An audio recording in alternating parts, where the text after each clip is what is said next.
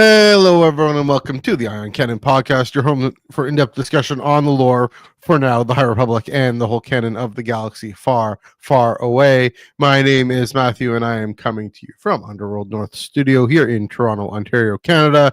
As always, I am joined from across the continent by your friend and mine, Mr. Joel Davis. Joel, how are you doing this week? I am doing good. Good to be back. Yep. Let's see. Computer's running smoothly. Yep. Sorry, Nice. I was going a little slow there.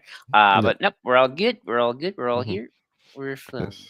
I am back from that there Commonwealth or that there Republic of California, those United States. And I was at San Diego Comic-Con. I was there. It was a whirlwind. There's the cat. Star Wars sure made its mark. We'll get into that. Filling the gap with the screen stuff were 2 publishing panels, a spectacular pavilion celebrating Lucasfilm animation, an awesome after party, and rounding out the whole convention was the maker's first ever SDCC appearance. So this week we continue our coverage of con season with a look at all of the offerings from the galaxy far, far away at San Diego Comic-Con. I'm wearing my Toucan shirt just for fun. It was a good time. All right, before we do that, get the plugs out of the way. Follow us mainly on Blue Sky at ironcannon.bisky.social. It's ironcannon.bisky.social. Also Iron Cannon Pod on Twitter, Instagram, and Threads, but those are largely dormant. But that's okay. Iron Cannon Biscuit.social is where you want to go. Also, if audio is more your speed, every time when we were done this one, I throw this up on to Spotify and Apple Podcasts. I think some other podcatchers are able to grab it. So feel free to head on over there when we're done, shortly after this is done, to download this week's episode or previous episodes while you're watching us now. Coming in, the water's fine. Getting there. Probably part of the Star Wars Underworld podcast network, and here on the Underworld YouTube channel, we have YouTube memberships. We got super chats, and also to check out the Underworld social media, Underworld Instagram, especially at the SWU and at Culture Slate for all the photos that I took and sent up to Ben and up to Ben, I guess, out to Ben. And he diligently uploaded them in real time. It was fantastic. So all the bunch of stuff we're going to talk about tonight and the next few weeks, next week or so, check that out. Check if you want the visuals of that at the SWU on Instagram, but also Threads and Blue Sky and all the other places where you get your socials. Also, of course, the Discord server, Star Wars Underworld Discord server in the description below. You got a minty fresh link to join in, to chat and hang out, give your thoughts on Star Wars at San Diego Comic-Con, Star Trek, among other things. And so check that out. Joel, any events recently, any events coming up in the Discord server? Oh, sorry there. Can you hear me all right? Yep, go for it. Let's see. This Friday we did a little special D&D group thing. We're going to play some Dungeons and Dragons with some friends. This upcoming Tuesday, actually, I remember, we are going to be doing an impromptu regular game night. So we're going to be doing a D&D session with the group on Friday again. So we decided to I decided to do regular game nights with games like Fortnite and all that stuff on Tuesday this week. So that'll be fun on the Discord. And not much else. Probably got to do another movie night soon or another game night. Yep. But yeah, always check us out. Lots of fun talk and whatnot. Yes, I had the opportunity to reiterate my dream of having a party in the Rise of the Resistance set there that I was wheeling around a few weeks ago. It was pretty fun. So check out the Discord server, among other things. But last but not least, also here on the Underworld YouTube channel, we got the Tractor Beam Comics reviews. This week coming up every Wednesday. Well, every Wednesday, not just this week coming up, but every Wednesday at 6 p.m. Pacific, 9 p.m. Eastern, right here on the YouTube channel. Also wherever you get your podcasts. Chris Abbott and I review the comic books that came out this past week because there's only one. It's Legacy Vader number 7. Joel, our resident sequelist, is gonna join us, and we're also gonna talk about comics at Star Wars Comics at San Diego Comic-Con. So I'll get into the roadmap about all that shortly. But yeah, we're gonna go into. I touched on that. We touched on that a little bit on Wednesday. This past Wednesday, we're gonna go in depth more on the comics news at San Diego Comic-Con for Star Wars. So stay tuned for that right here this Wednesday on the Underworld YouTube channel and Facebook and Twitch. So please do check that out. Of course, Legacy Vader #7. That issue is continuing. That run is continuing right along. Some interesting reveals about that one. So yeah, come back Wednesday night for that. All right, I'm gonna take a slight break in gabbing while you gab about that Detective Comics film. Yeah. So I just had this thought kind of randomly last week of one thing I've always sort of come to have a bit of epiphany on is I always feel like Superman and the Jedi share a lot of similarities in terms of pop culture. Not in terms of like actual execution of their characters or whatnot, but just in terms of like or operating in the same sort of space of pop culture. Let's face it, for most people, I think the Jedi kind of just superheroes, but with swords. If you actually want a DC parallel to the Jedi, that's what the Green Lanterns are. But I digress. The ring for Jeff Johns' Green Lanterns, very Star Warsy. But I mean, the Green Lanterns are the Jedi, space cops in space. But my point is, I always felt like Superman and the Jedi share a lot of things in common because they're both these very, idealized things that people kind of don't want to believe exist, and maybe they actually don't. As far as George Lucas are concerned, the Jedi are a paragon of goodness and light and all that life and good stuff, and there's nothing wrong with them. They are exactly what they are supposed to be. Superman is the most powerful being on Earth, practically a god, and yet he's the nicest guy ever. Just a good fella. Good fella. Truth, justice, apple pie, mom, pa, all that good stuff. Kansas. And Kansas. And I do think there is that contingent of pop culture and storytellers that always want to kind of, for lack of a better term, tear these icons down or really kind of like do stories of like, what if the Jedi aren't good? The Superman turns evil. Right. There's like so many Superman stories in the early 2010s, and none of them were good. They just weren't good. The problem wasn't even the idea. The problem was just none of them were good. At least Acolyte, I felt handled that kind of question with a lot more grace. And things like Old Republic too. So I find that very interesting. I feel like I wonder if like we're kind of over the whole, are the Jedi secretly evil and the Catholic Church? Is Superman evil? And I think we may be going back to like, no, Superman's just a good guy. It's the escapist fantasy of like, what if the most powerful being on Earth is just a nice guy and he wants to do good, help save squirrels and being beat up evil businessmen, help be the champion of the oppressed. Same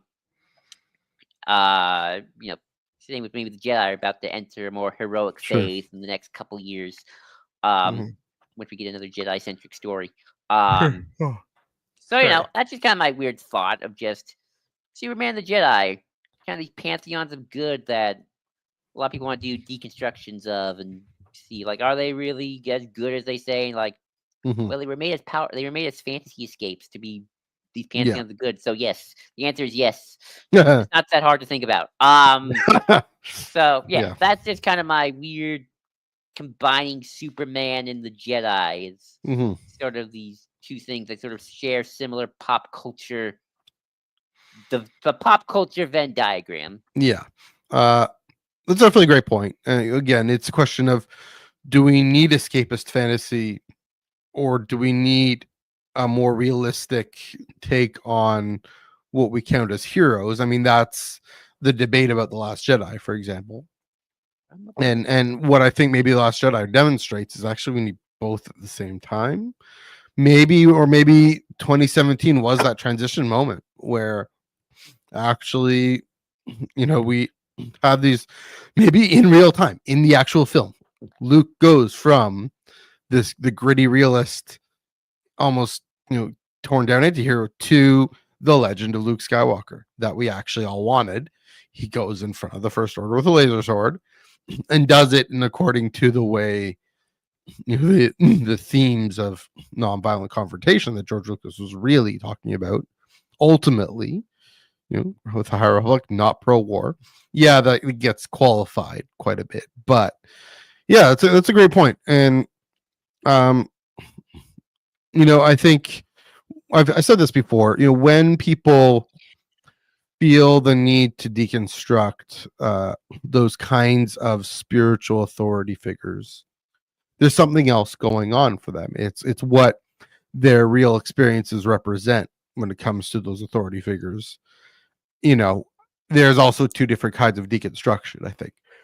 There's one that is far more cynical, far more any claim to have spiritual authority is itself going to be a front. It's always suspect. And some people need to do that. I think a lot of folks, need to say, or in a different space of saying, we can have spiritual authority. They're still human.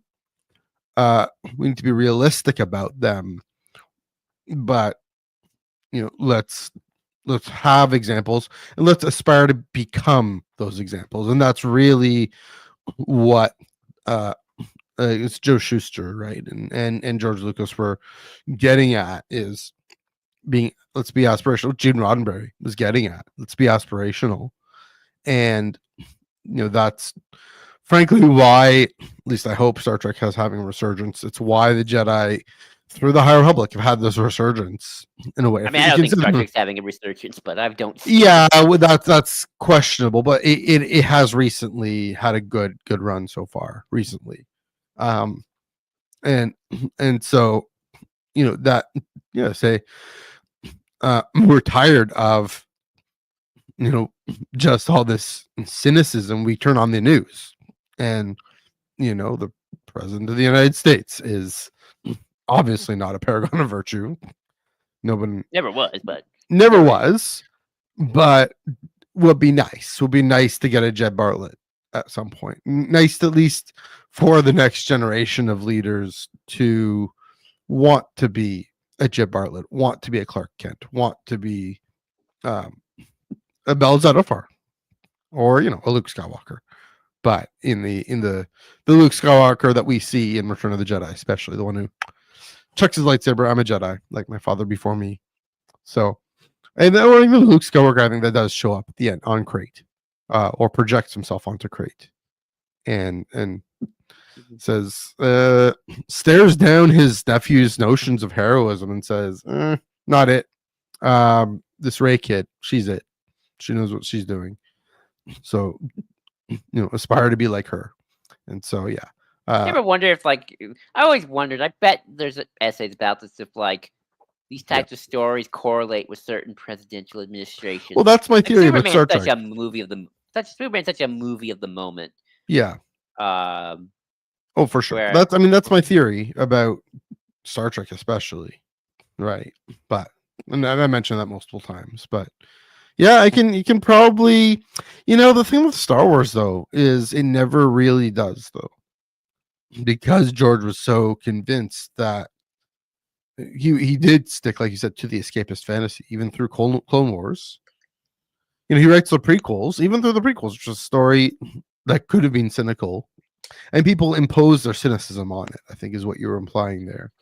But it's a great point, great thought, that Superman, the corn sweat Superman, really, James Gunn, showing this is coming back around, and this can be cyclical. The thing about this film is it really is what our culture needs to hear in the moment, and so it's why it's definitely resonating. And I pretend to be all DC blah blah blah, but actually I can't, because I gotta drop the joke, right? I gotta be like, okay, this thing's actually saying something right about our time. For our time. Well, actually, I will ask before. Did you see Fantastic Four? I did, yeah. I found it funny. Some of the reviewer it's like, It's very, it's like if Superman Star Wars, the Fantastic Four does feel like Star Trek. It's like, even down to the Yeah, 60s. Oh look, smart people run the world and everything's fine. yeah, No um, problems. yeah. Which is interesting. The latest Strange New Worlds episode intentionally, explicitly harkens back to the '60s. So yeah, check out that show too. But yeah, Fantastic Four. It was good. It wasn't as deep as Superman, but um, Marvel I'm gonna always have a love for Marvel. Just how and it Marvel is. just never is deep. I just don't think Marvel's ever been deep, quite frankly. You go The, back, yeah. they never are. They never are. Yeah, they don't go that deep. I think Guardians of the Galaxy 3 and Infinity War. But anyway, that's a whole other conversation we can have. Um, yeah, I have anything more to add on your end, or Nah, I just think it's interesting yeah, about sort of that connection between yeah, Superman and the Jedi. the zeitgeist. There we go. Kind of The zeitgeist. semi-formed thoughts that I've got. Last night, my brother and I watched the 2 World Between Worlds episodes in Ooh, I season love 4 of those. Rebels. Those are my favorite Rebels And episodes. yeah, it got me thinking. I know, kind of unformed here, but art as language that Guillermo del Toro talks about in his Hall H panel, which we're going to briefly mention tonight and then go into more. That these symbols of the way Mortis. Just thinking about, and this is very inside baseball conversation. Mortis was. I've always read Mortis, the Mortis trilogy in the Clone Wars, the Mortis arc, as this allegory of what is happening with the galaxy as a whole, the fall to the dark side and Anakin's role in it. I just noticed this little detail of how, in order to open the Lothal Temple, the symbols have. I'm using the hands. I have that T-shirt. That T-shirt. The symbols have to move, kind of to regard the sun, and Ezra has to put his fist on the sun, symbolizing. I was taking the tempers, taking the zeitgeist that this Lothal Temple, it's there in the moment and gives Ezra access to the world between worlds in the moment to regard the zeitgeist that the galaxy has fallen to the dark side because of the Empire, because of Palpatine, who, of course, we run into quite literally in this episode. Almost literally run into him. He's he's just behind the door. He almost gets in. He's almost behind the door, enticing Ezra to try and cheat death by snagging Kanan, but it's just a ruse, like he did with Anakin. So, just the way it was fascinating, the way none of that is spelled out in the episodes, no, all that, but it's very, it seems, just semiotic, the semiotic transmission of meaning through symbols. Symbolic semiotic, I don't know, using academic language or jargon, symbolic semiotics in the Mortis trilogy. There's a PhD, there's a dissertation for you, but yeah, and the Mortis gods and the World Between Worlds arc. So yeah, just a little thought I had about that, and then to say, Ezra, he goes in there, receiving the response is similar to what Luke will have to do. Don't try to cheat death. Don't try to take control for yourself. Let Kanan go. Let yourself go. And let the Force carry you. And all is the Force wills it. I fear nothing, for all is as the Force wills it. And that it becomes, of course, the key to defeating the Sith and restoring balance to the Force. Because Anakin is in the right place at the right time at the end of the day. So it was very Filoni. Maybe a little indebted. My brother asked, is there a comic or anything about Mortis? And there's, of course, nothing. There's a little mention in that Star Wars Atlas, but that's a very fantastical look at it. Very much Filoni having this lockdown because of Ahsoka season 2, which we are going to see. Fun little bit there, that slab that we saw in Luthen's shop in Andor. Of course, that's the slab that from the Lothal Temple that the wolves give to Ezra So I wonder if we're going to see hear a bit of a story about how that ends up on Luthlan's shop on Coruscant. I doubt that. Nah, I don't think we will. It's a fun little nod, obviously. But yeah, no, I mean, yeah. Just say I'm really looking forward to Ahsoka season 2 and everything to really dive into that. So we're gonna have lots to talk about when that one comes out. So that's my thought there with Art and Mortis and World Between Worlds and the Zeitgeist and all that. Anything you want to respond or? I mean, isn't Anakin being born just basically the Force trying to rebalance the zeitgeist, where the Force is like, shit, Sidious and Plagueis are doing some nasty dark side stuff. Balance is tipping. I better send Anakin. I better get a chosen one out there. Maybe they can help out. Like, oh shoot, they went to the dark side. Well, we guess I'll have to wait this out until they get their act together, and then they do, and then I'll kind of go back to the world. Yeah, I mean, as far as we know, I mean, that's James Luceno filling in the gaps, and that's Legends. But I mean, it's still kind of the same. It's like Sidious machinations are causing the galaxy to go to pit, and Anakin's kind of there to set things right. Yeah. Oh yeah, that's true. The whole thing about Anakin being conceived, the why of that. Yeah, the story group's leaving that a mystery for now. So yeah. How's it going? Welcome to the Ion Cannon podcast. There we go. All right. Let's dive into this San Diego Comic-Con recap extravaganza. Can do a lot of talking tonight, but Joel, make sure you get your word in edgewise there. So let's tee this up there. So it is true there wasn't much of a traditional presence for screen canon, but that I think people, people will. That's where people say, "Oh, Lucasfilm and Star Wars didn't have much of a presence." They didn't have Lucasfilm didn't have a Hall H panel. There wasn't any kind of wasn't an episode. Just like again, there was Star Trek. I mean, DC, Marvel. I mean, they had Peacemaker was there. I don't know if they showed an episode of Peacemaker, but yeah. So screen canon didn't have that much of a traditional presence, but when you have your eye on paper canon like we do, it still felt significant. The Star Wars. I mean, maybe because I also just spent time there, more time with it. Definitely on the Friday, the publishing panels were a joy, a delight, a fun, lots of fun, juicy details. I'll give you the roadmap for this coming week. So tonight we're gonna go into talk about that Lucasfilm Pavilion. Again, check it out the SWU for all the photos.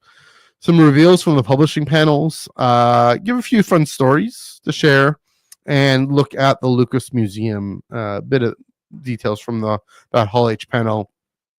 Then, as mentioned, this Wednesday we'll pick up where Chris and I left off on the comics news. We're going to go more in depth there on Wednesday night, right here, 9 p.m.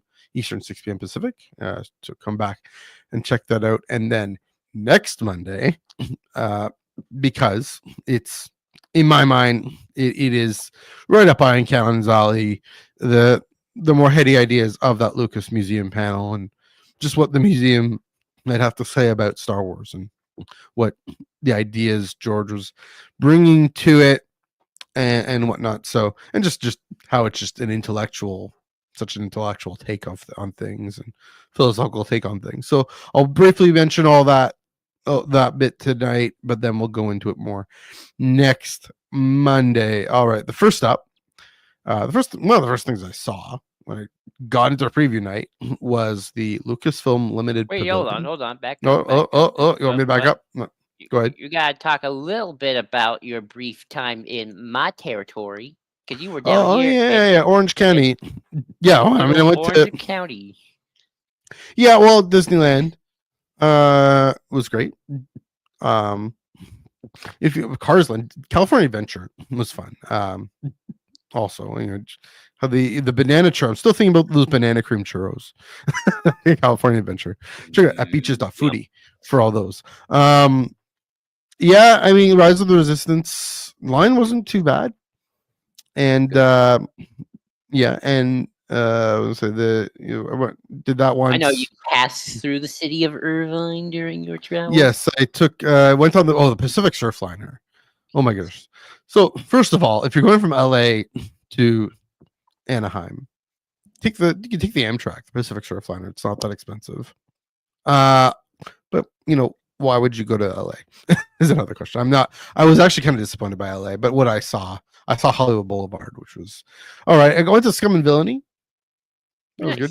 So that was kind of fun. Although we have things like that here in Toronto, but there you go. This new edition here. This is from Galaxy's Edge, the Rex, not the Rex, the 501st Phase 2 501st popcorn bucket. So that's fun. And yeah, I'll do a bit more San Diego Con Hall show and tell next week. But yeah, and then yeah, I mean, definitely great to go back to Batu. It really is that magical, I will say. And I mean, and the weather really cleared up. I got to Batu at noon and had a Ronto wrap, and the sun just cleared up. Apparently there's a whole phenomenon in SoCal about how the mornings tend to be kind of overcast because the moisture from the ocean. Yeah. And then it clears up, something like that. So learned about that. If you're going from OC or LA or San Francisco or wherever down to San Diego Comic-Con, down to San Diego, take the Pacific Surfliner. I'm not paid by Amtrak, but if Amtrak wants to sponsor this podcast, by all means. It was a wonderful ride. About $50 for business class, just because I wanted to splurge. Yeah, it was wonderful. You get through Orange County, and then it goes through Orange County, and then it goes right to the Pacific. And again, right when I hit the Pacific, the sun cleared up. It was just this beautiful ride all the way down to San Diego, and then of course San Diego and Coronado just blew my mind. I'm in love with that place now. Probably too expensive to live there. Not the place I want to live there, but definitely a place I go even without the convention. It's just such a fun, nice place to go. So yeah, definitely love exploring new places, new cities, and yeah, Coronado put my feet in the Pacific Ocean. That was great. So yeah, SoCal has its interesting spots. Hollywood Boulevard. I'm glad I saw it once.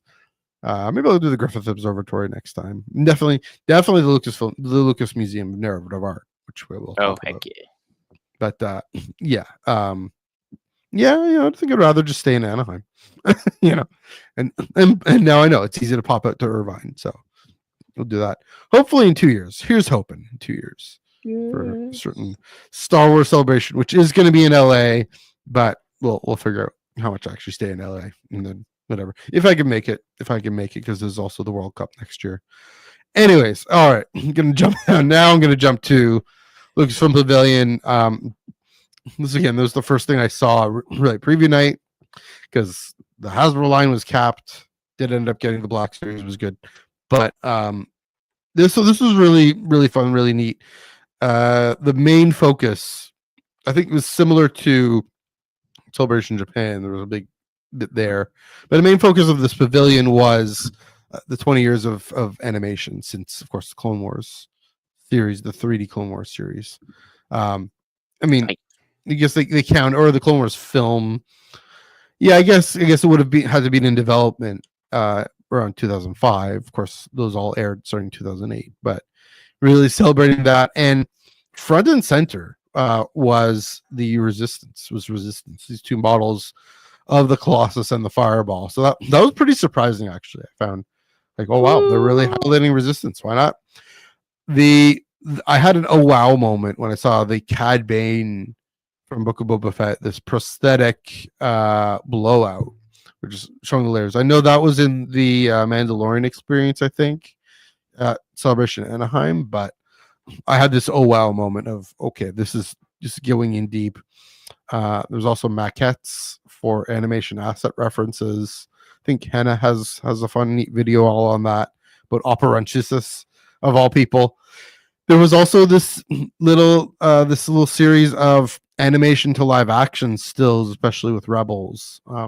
Had Hera and Hera, the Rebels Hera, and then of course Ahsoka Hera and Sabine, and of course Ezra, and had Zeb Mandalorian, and of course Ezra and that as much hullabaloo as we made about how that's the first look of Ezra Bridger in Ahsoka season 2 is the live action version there with the blue New Republic uniform, that costume there, and then also a first look at a still of Maul Shadow Lord. So definitely a nice place to hang out. There's a whole little featurette, a big screen. They had a screen there and it had a little featurette about Lucasfilm animation, and yeah, bringing that to mind and celebrating one of the richest bits of storytelling, of Star Wars storytelling in the last 20 years, last few decades. Definitely some stuff about Bad Batch, of course. Different, like a physical toy of the doll that Omega has. Yeah, different things. Joel, I think you've probably seen the photos. What about all this kind of stood out to you? What does it speak to you about?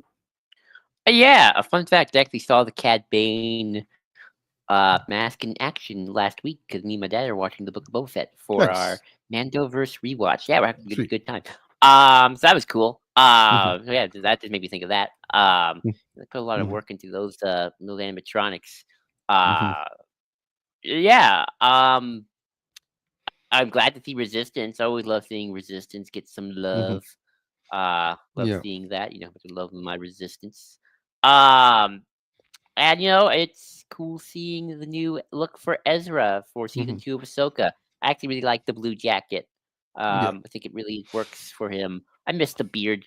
I thought the beard was cool. Yeah. I missed it. I just realized.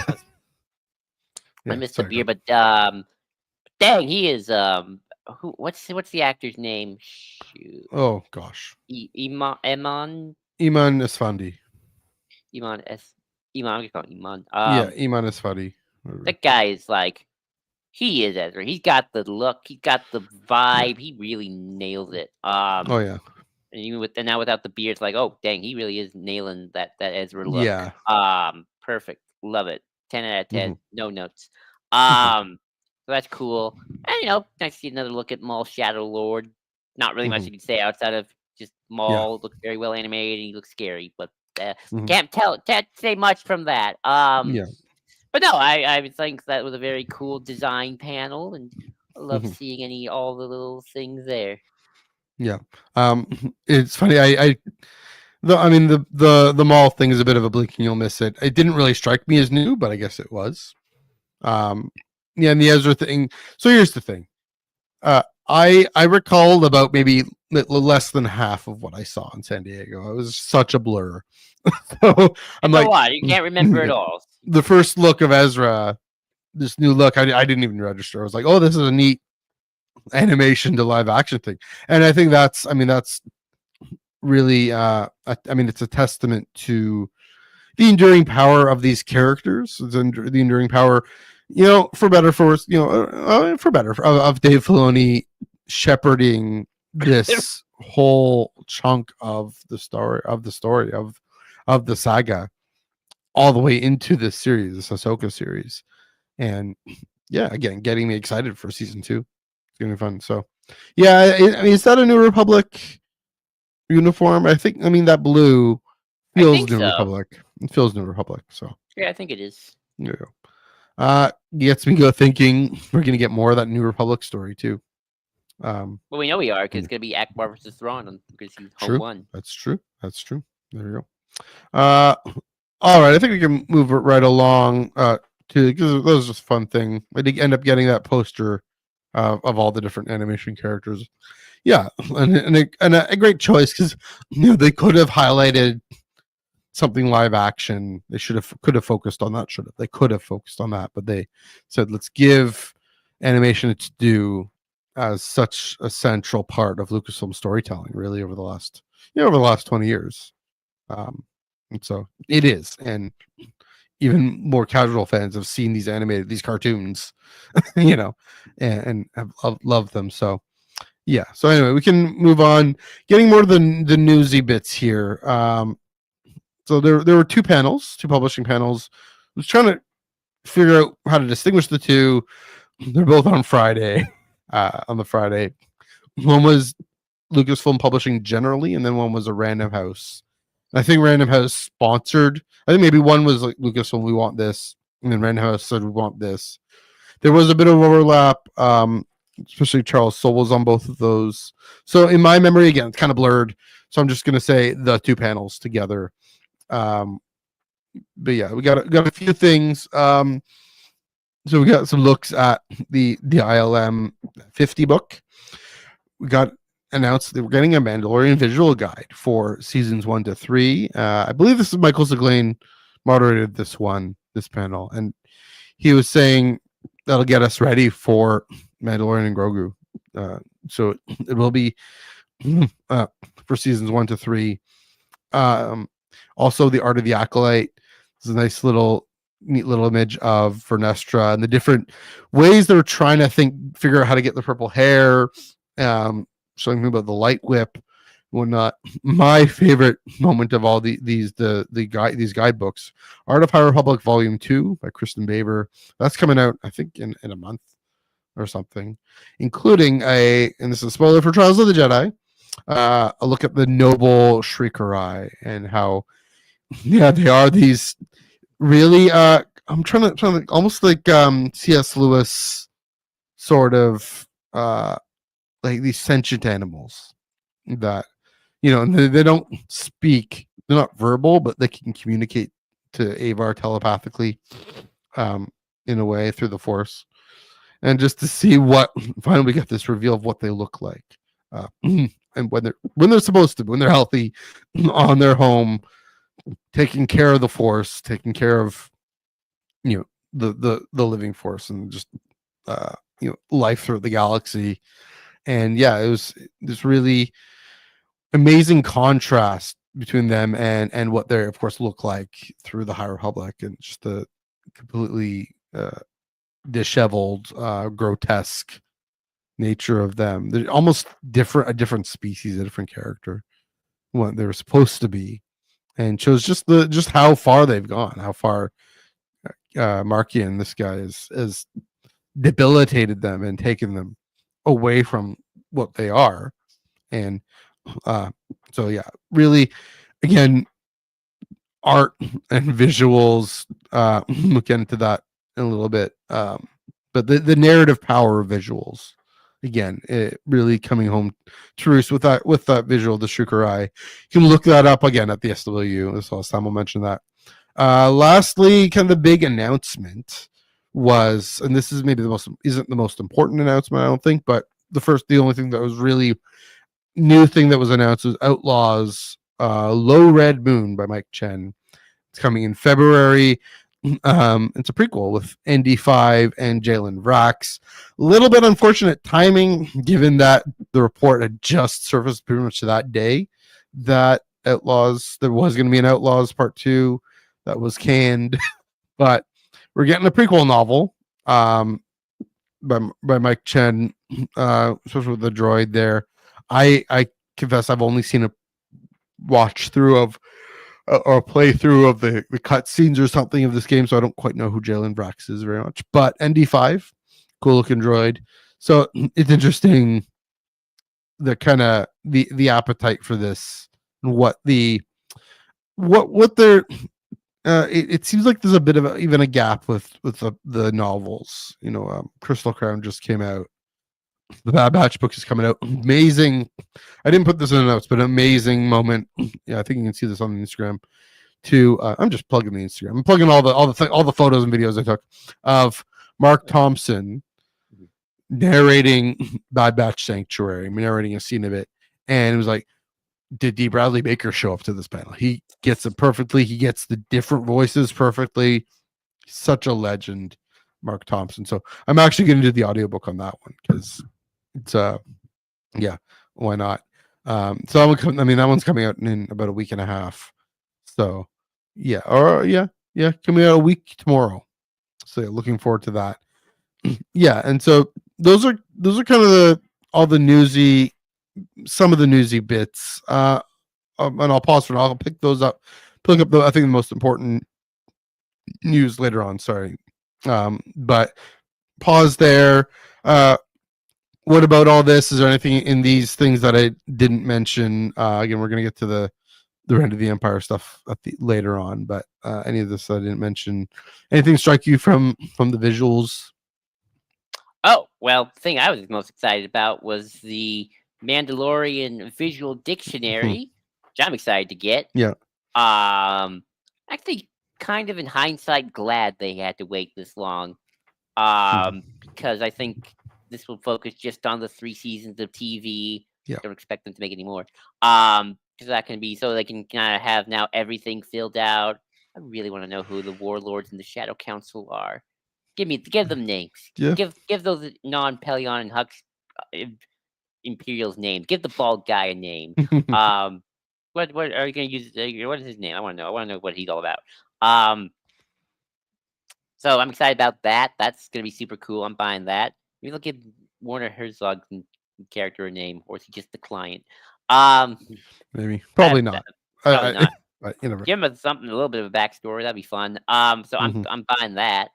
I'm excited for Mike Chen's book because I really like Mike Chen, and I think him doing this outlaw thing give him a lot more wiggle room to fill out some gaps than even in Brotherhood, where he's kind of got a very tight space of story to tell in between Attack of the Clones and the Clone Wars film.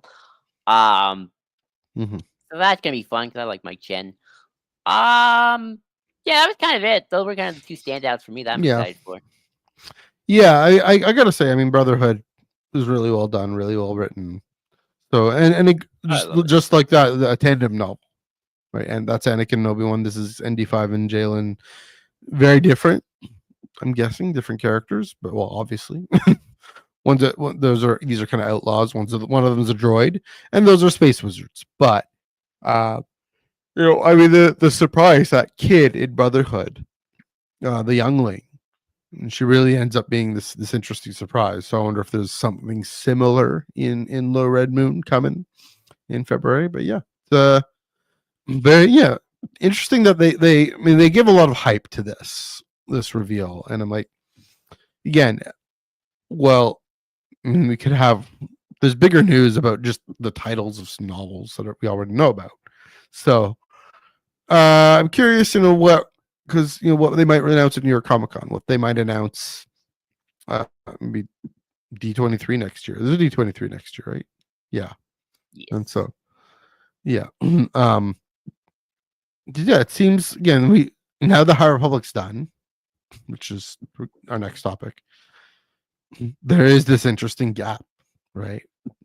That was so planned out. Now with at least with the novels. There's going to be, there's the Revenge of the Sith the novelization coming out. Speaking of which, I did get, they did have copies of that on hand, and but it's interesting. Again, this Outlaws book, it speaks like, okay, we're just going to fill in the gap here a little bit. I wonder what the story there is. Did Mike Chen pitch that? Do you really love the game? Do you really like these characters? Did they approach him? That's always the question. But do you have anything more about these little chunks of reveals here? Thinking. Nope. I think the thing I was still most excited about is the Mandalorian Visual Dictionary. Yeah, and it does speak to like you said, seasons 1 to 3, and then we got the film, and it's gonna, hopefully it's good timing marketing that it's gonna come out just before the film. So definitely wrap a bow on the series, in a way. So wrap a nice bow on the series. I mentioned High Republic, and this was a big deal because, of course, in a few short days after the convention, the finale comic one shot come out. Most people had probably already read Trials of the Jedi by then, and so this was the first time that authors and creatives, Charles and Cavan and Tessa and Ian McCaig and Cavan Scott were able there, and Mark Thompson was able to say to bid adieu publicly. I mean, they did a bit on some of them on their e-blasts, email things, but this was convention really interestingly timed. I wonder if that was on purpose or not. I don't know, but what we did hear from Michael Seglain, from others, of Harvey Tolibauer, other was there. We heard the repeated refrain was, it's now a fleshed out era, like you mentioned a lot, Joel. This is a fleshed out era for storytellers to play in. Throwing out the invitation. If you're 300 years more to tell, if you're an author and you find something in this time that's interesting to you, one of these characters, story's done, it's wrapped up, have at it, send in the pitch. So they're putting it the way they talk about the film trilogies as eras, right, on par with that. Not to say that the publishing initiative was as important as a film, but they did really say that this isn't it for stories in the High Republic era. They really do want, they give a sense that they really do want more stories, more books, more comics, more whatever. And so that's exciting. Not Phase More. I mean, I think they mentioned Phase More as a bit of a joke, but it was nice to hear that they're very clearly enamored of the era, that it is now fully fleshed out, that this whole rise of the Nile and the path of the open hand to the Nile and everything that happens to the Jedi in that and what they have to encounter is a distinctive moment in the saga, and just as distinctive as the rise of the Empire and the fall of the Empire and the rise of the First Order and the Resistance and all that. So the fall of the Jedi and all those eras, it's there. So that's a good sense of how they conceive of it, what the initiative was probably hoping to do is to really set this up to how they've constructed a whole new section of the sandbox that storytellers can play in.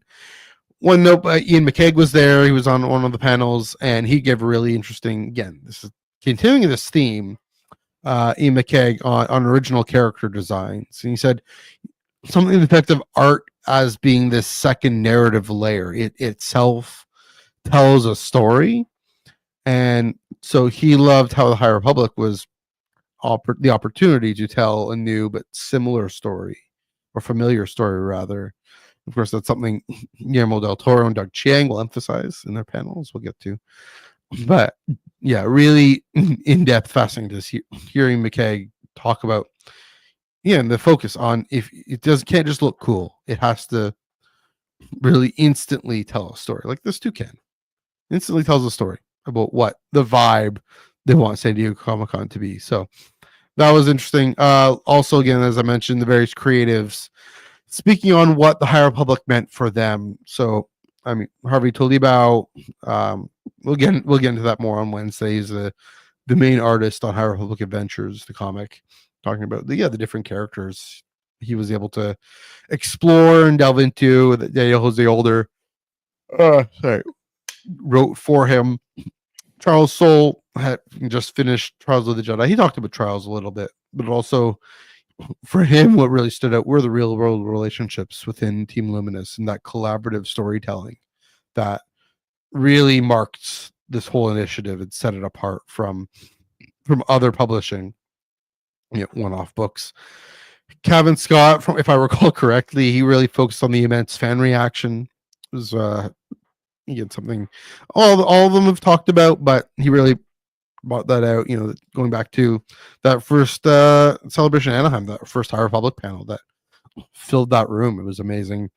Again, Mark the Canon Legend Thompson on harped on the vast array of characters he got to voice and just all the different interesting ways. This guy, again, Markian, Joel, you've mentioned a lot just how influential he was, how his voice choices told the story, and he went into how he was able to develop the very kind of understated, almost calm but really harnessed in compressed rage that then bursts out, right? That I got to hear in the audio drama. There you go. And then Tessa Gratton really made a really interesting comment on how she'd written one of the Graph characters in one of the first young reader novel, I believe. Nice. And how it was a non-binary character wearing a binder, and that was a risk. She didn't know how it would be received. She didn't know if she'd be allowed to do it. And turned out nobody really batted an eyelash. People embraced Sky Graph. People embraced Tarek and Sarah, all these queer characters. And so part of that, another thing that really marks this era is just like the queer representation and diverse representation all coming together to confront the fear of the Jedi, confront this Jedi trial. And really, yeah, it's here's something that, even again, going back to Anaheim, I mean, my main bookmark is from Pride Squadron. Is I think the 501st, is the 501st or Rebel Legion, their LGBTQ kind of wing, and all these High Republic characters. And so to see that, I mean, that's talking about the zeitgeist, talking about art creating a meaning, that this is a big part of what Star Wars is now, is representation, is our diverse voices coming together and not going off on their own, but coming together to contribute to the whole, and them being welcome as they are. So, and that's, it was something High Republic really pushed forward. So there was a wonderful, heartfelt time to hear all these creatives really bid adieu to this incredibly significant publishing initiative that, I mean, definitely the most ambitious thing Lucasfilm Publishing, more than that Legends series, not Legacy of the Jedi, New Jedi Order. New Jedi Order. I think it's bigger than New Jedi Order. It's more ambitious. I think it is actually at this point. Yeah, and so, definitely. Again, amazing that they finished it. Go back to on Wednesday, Chris and I talked about the finale. They really did it.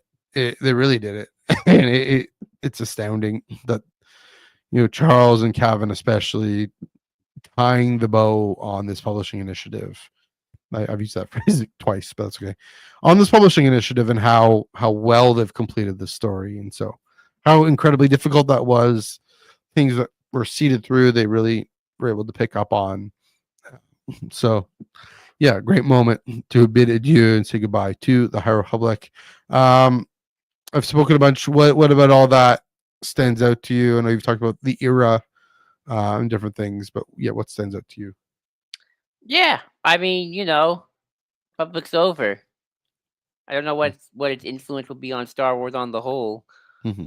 It's only been what, like a couple months. You never know about those sorts of things till years after the fact. Yeah. No, it's been a week and a half. It's a week. It's definitely probably gonna have impact on the publishing side for sure. It's been half a week. It's been half a week. Until July 30th. History's not moving fast enough. History's not moving fast enough. Come on, history, move faster. This is the internet age. But my point, it's interesting. It's over now, and I said once the High Republic era in universe is 300 years old, and yet we've only covered like 4 years of it. Yep. Probably total, if we count phase 2. Yeah. So it's like, you got all that gap space, and what are you gonna do with all that? Right? You got in between eras where none of these characters are even born yet. That'll be interesting. Except for Yoda. Yoda's still around in Yaddle. And Aslan, I guess. He old. Yeah, and Aslan. Yeah, true. I mean, we got some loose threads to deal with. Like what the heck is that? We got the. We got Aslan Brell's story to deal with. He's still out there causing problems. So that'll be interesting. I'll be just curious to see when the next book set in the era ever gets announced, and what that they got for that, what they have for planned for that. But It's been 4 years. I think at this point, like, Yeah. too much of a good thing. Yeah. Give it some space. I'm ready to be done. I'm ready to be done with publishing initiative for a while. The ones of that scale. Mhm. Just give me some good, more one and done books. That'd be nice. Yeah. But no, it's sad to be over, and it happened. We did happen. We talked about, like, are we gonna get the Kyiv leave the order story part of the initiative, and Mhm. it did happen. Yeah. It did happen. We did get it. We did get it. And it's Um, perfect. By the yeah. way. So Yeah. I was very curious. Like, is it gonna happen? When's it gonna happen? It's like, okay, it finally happened. There we Mhm. go. So yeah, it's what a ride. What a ride. And again, I'm kind of curious, like, how much they put this on the back burner for a little bit before they come out with Mhm. like another book set in the air, or like a continuation of a Yeah. story thread. And again, they got the Aslan Rel thing, so it's Mhm. got to happen. Or tell a story in between phases 2 and 1. Yeah. A couple hundred years. That'd be interesting to see. So yeah, Mhm. that's all. Like I said, very, very interesting, and good job. Mhm. I mean, there's even I keep on bringing that Broken Blade comic that Charles teased at the end of the Blade, a Phase 2 comic about Porter and Barash. Maybe you tell that's one of those stories. But yeah, I agree. It's gonna be a while, gonna be a few years, but we're gonna do something like this again. They've got to. It showed. I mean, what it showed also is that a paper canon thing can be this successful, and this, by successful meaning, can get this much of a groundswell of support and love for, and yeah, pack out a room at Celebration. I don't know if High Republic would have packed out a room at San Diego Comic Con on its own, but it would have at Celebration. It did at Celebration multiple times. So, that says something about. I mean, I don't know what the dollars and cents of it all is, but that's still something probably significant, given relative for publishing, right? Which is never going to be anywhere near screen or even video games, or the other way, video games or even screen, I should say. But yeah, it's worth considering. And then I agree, it's going to be a bit of a break, but I mean, another thing to say is, kind of like how we've been clamoring for Lost Stars 2 for years, like about a decade at this point, right? We're probably going to be clamoring for the Aslan Wreath story soon. So it's a good question. But all right, might as well. Got a bit of an interlude here. Let's get that away. Yeah. So again, for comics, we're going to talk more about comics on Wednesday. So we're not going to touch on those tonight. We mentioned very briefly, but I do have a few fun stories to do as an interlude, which is great timing because we're right on the hour, so that works. I mentioned there's some parties, because after parties are definitely part of cons for me, for a lot of people. And Mosh Isley is if you're a Star Wars fan, that's the one to go to. Lots of some really neat videos, including, oh my goodness, a wild compilation of like Anakin Padme, really prequel-tastic, get a cheap $40 lightsaber and just flail it in the air. In New York Comic Con in 2023, I found one on the ground. Anyway, it's crowded. I'm a bit vertically challenged, so I'm like, I'm gonna push the crowd a little bit. I see a spot further up so I can get a better view, because there's a stage with a DJ and the screen and some dancers. But yeah, it can be hard to see because it was pretty packed in there. I work my way through that crowd to the gap. I stop, and then I'm in my Afro t-shirt. I stop. I look to my left, and there's a guy, same name as me, similar height as me, Matt Martin, standing right there. And I'm wearing my Afro t-shirt, so he knows. I know exactly who he is. I have a sense of what he does. So like I shake his hand. And I offered him a drink, but it's good. And yeah, I just, it was a nice moment. I was able to say, I appreciate everything you do and being encouraging. Obviously wasn't going to get into the weeds about things at an after party, but yeah, again, that was a really nice, nice encouraging these creatives, because they get a lot of flack and a lot of nonsense, I'm sure. So just a little bit, put in a little bit of good into the world. That was just a fun moment there. The Friday morning publishing panel, I go up and I sit next to Jason from This Dad Reads and from Chris, Tyler got a new graphic novel out involving Ridley Scott. Check that out, by the way. There we go. Oh yes, yes, I did get the lightsaber. I'll show that also. There you go. Yeah, so I'll show you. I'll do the show and tell. Maybe show and tell on Wednesday. That's when Chris and I tend to do show and tell. So we'll do that on Wednesday. Nice. Anyway, Friday morning publishing panel. Go Jason from the Stat Reads. And I just saw him there, met him there. And I sit down and again, to my left is Amy Ratcliffe. And wow, it was really cool just to say hi, mention, just, so she's being pretty open about her heart surgery and her incision and all that. And that was pretty inspiring. And again, to have these in-person interactions, and that's really, again, what cons are about. I know this is a Star Wars podcast, but shout out to the San Diego Comic-Con away team, the Star Trek fan group. Speaking of which, Star After. Oh yeah, I did want to do a plug there very quickly. But yeah, San Diego Comic-Con away team again. They had meetups every night. Met some. They're all Star Wars fans too, pretty much.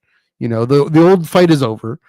And it was never a fight to begin with. It was never really a good fight to begin with, but people like to make fights up, make up fights. So anyway, yeah. So shout out to them for making it such a great, fun time. I definitely recommend, if you're going to a con by yourself, go on Facebook. I found them on ChatGPT. What are some good San Diego Comic-Con groups to link up with? And that's what ChatGPT is good for. So yeah, I definitely recommend, because again, these cons, these creatives, these maybe more famous folks in the world, they're people too. They can use encouragement, can always use some encouragement and some thanks for everything they do. Met Carly King as well. So yeah, definitely being those interactions were great. The con itself was such a blur, and just I went a bit too hard, but and some lines were capped, like that Andor panel I wanted to go to. Less than half the folks who lined up were able to get in. Now I know line capping is a thing at San Diego Comic-Con that it isn't at New York. So yeah, but otherwise, yeah, the actual in-person, hopefully ongoing friendships with the away team folks, and some nice stories of encouraging folks and whatnot. By the way, how's it going, Chris? Again, he'll be jumping in on Sunday night. Bit of plug. Sunday night, speaking of High Republic, I'm going to be on Star Raptors channel on Outer Rim Transmissions, 7 p.m. Eastern, 4 p.m. Pacific, talking about the High Republic and the end of the High Republic. So also check that out as well. I will make sure to plug that again on Wednesday, as we always do on Wednesday nights. But yeah, and last thing I wanted to talk about is that George photo. At least in the interlude, that George photo. So yeah, Joel, you've seen the George photo, right? Oh yeah. I honestly, again, the blur, I just was caught up in the moment taking photos of George Lucas, and I joined a line group, so I was like in the second row. Thankfully I didn't have to stay overnight, but linked up with some people who did, and so I was in the second row for that, and I was just taking photos, and one of them he's just looking bizarre. I didn't even notice. I just take him, send him off to Ben. Ben gets back to me. He's like, "You inadvertently made the funniest George Lucas meme." So that, yeah, again, George is like, freaking nerds. you're nerds. I have to deal with them. I don't want a people. Also, there were, I don't want to people. Again, this is his first time at San Diego Comic-Con. Yeah, which is wild. And we'll get into that in a little bit. But yeah, what a time again with the real people in the real world. These stories bind us and draw us together, and so there we go. Okay, on to I think the most interesting news of this con. This was not for us published in the at panel. least. For us, for the Ion Cannon podcast. You know, it's a very subjective, interesting, but I think says a lot about this trilogy, completing the Reign of Empire trilogy. So the final two books, we've known about them for a while, but some details that were talked about, some details in the panels. First of all, the second book, book 2, that's being moved to fall. It was originally going to be spring 2026. It's moved to fall 2026 by Rebecca Rowan Horst. It's going to be titled Edge of the Abyss. So that's just take that what you will. Time jump to 6 BBY, so the year before Andor. It's going to have Leia and Lita in it. And I didn't know that. Yeah, so that was just mentioned in the thing, mentioned in the panel. Maybe Matt Martin or somebody mentioned this. We'll have Leia and Lita in it, or maybe Michael Seglain mentioned that. I forget. And that I think that's apt because Lita is, spoiler alert, conceived at the end of Mask of Fear. Of course, Mon Mothma is a major character. Bail is such a major character in Mask of Fear, so to have Leia in it, that makes sense. Yeah, picking up where Claudia Gray left off with Leia, Princess of Alderaan. So it's just I thought Princess of Alderaan happened before. Yeah, so my point is, no, I think it's before.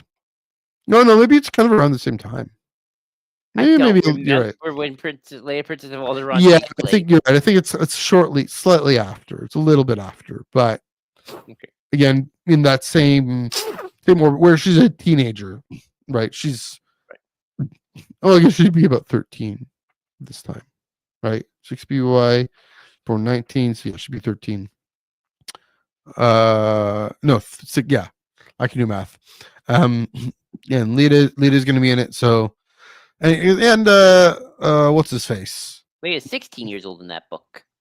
16. Okay, so it's 3 years before. But I think again, it's I don't know if there's gonna be any kind of nods to that, but again, the fact that Leia, I mean, one of the things with Princess of Alderaan is she wants to join the rebellion, but Bail is having nothing of it. Leia and Lita, probably. They're too smart for their own good, so they'll probably get some stirrings of something in it. I bet they hate each other. Maybe. I don't. Yeah, who knows if they even know each other? Well, they probably do. That's probably true. Also, editor Tom, that's who told us, was that there'll be an Andor character on the final cover of this. So we just saw the just temporary cover with just the name, Edge of the Abyss. And on the edge of the abyss, kind of just before Andor, I think. And so an Andor character on it, Luthen? I think so. Question mark? There you go. Also, book 3 now due summer 2027. Be by Fran Wild. So we knew the years were right, but they've just shifted the release dates by a few months for the first one, for book 2 rather, and then by maybe a month or so for book 3. That's gonna be by Fran Wild. It's gonna be called From the Ashes, and there's no word on when it's set or any other details. Again, From the Ashes, does that mean after Endor Jakku? That'll be something. Given the time jump, you never know. One little tidbit though, From the Ashes was the working title of the whole trilogy, so maybe From the Ashes of the Republic.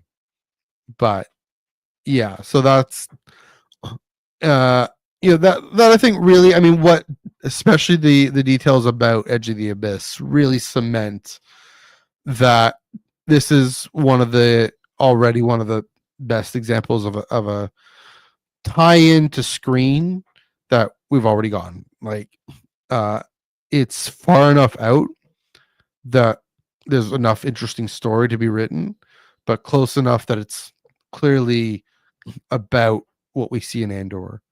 And now, of course, that Andor is done. Rebecca Roanhorse. Maybe that's partly why they moved it, is because she need to actually revise some things and say, okay, let's sort of, okay, what kind of the feeling of what we know might happen. Maybe it's Tay Colma on the cover. Maybe it's Mon and Tay. Maybe. Because Tay's definitely in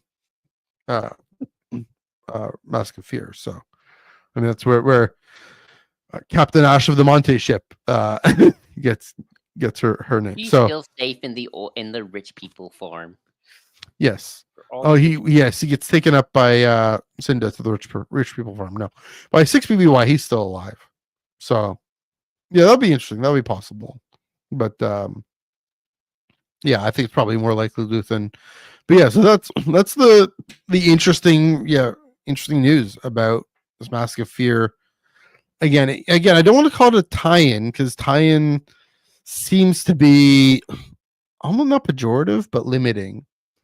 And that's the funny thing about Mask of Fear, is it feels connected, but to Andor. I mean, it's set so much earlier. It feels so connected to Andor, and yet it doesn't feel limited, or Andor isn't overbearing on it. Whereas if there's anything that does feel more a bit limited by Andor, it would be Edge of the Abyss. And then if From the Ashes is set later, I mean, that would have to deal with the films and everything with or the aftermath and all that, and depending, and Mandoverse, and Mandoverse, yeah. So, and Ahsoka and all that, but yeah, it is, again, this is fascinating. Just the possibility. I mean, again, Mask of Fear really shows the possibilities. I mean, Mask of Fear is the Revenge of the Sith tie-in. Then, if you want to be, it is also very close to Revenge of the Sith, but it really shows what is possible with the influence of screen canon on paper stories. It really shows what's possible there. So just how you can really tell a really well-paced, well-written, engaging story that's in conversation with what we see on screen. So high bar for Rebecca and Fran. See if they deliver, because the first one was fantastic. So yeah, that's the news about Reign of the Empire trilogy. You have a bunch of thoughts, I think, on this one, so have at it. Yeah, I think my first kind of thought was the timeline of the second book. I was convinced for quite a bit that this was like a Dark Times trilogy, where like the first one would be set, closer to Revenge of the Sith. And the second one would be kind of in that Kenobi Solo Jedi Fallen Order time frame. And then like maybe the last one will be kind of closer to Andor, kind of setting things ready for that. Oh, can you still hear me? Yeah. Okay, sorry. Didn't expect the second book to be smack dab the year before Andor kicks off. And Rebels too. I think there'll be Rebels tie-ins as much as there will. I don't think we can't forget that. I think actually this book might actually want to solve one of my biggest issues with Andor is sometimes it doesn't feel like Rebels is happening. Like, what's Bail up to the whole time? Yeah. Where's this Yavin Cell coming from?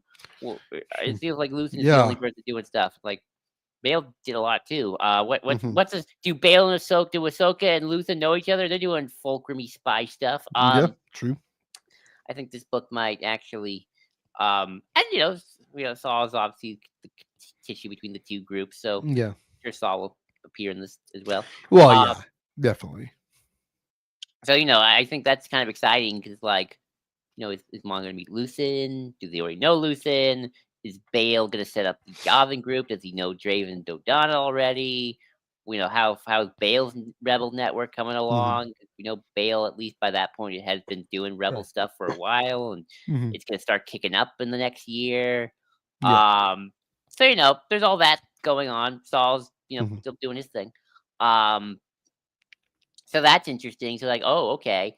And then with this next and with the third one, it's like that's the big mystery. So it's like, is this gonna go to post Endor, maybe even post Jakku storytelling? Are we gonna get the Mon Mothma early years Republic and maybe whatever decision she makes are what lead to the resurgence of the Empire / First Order?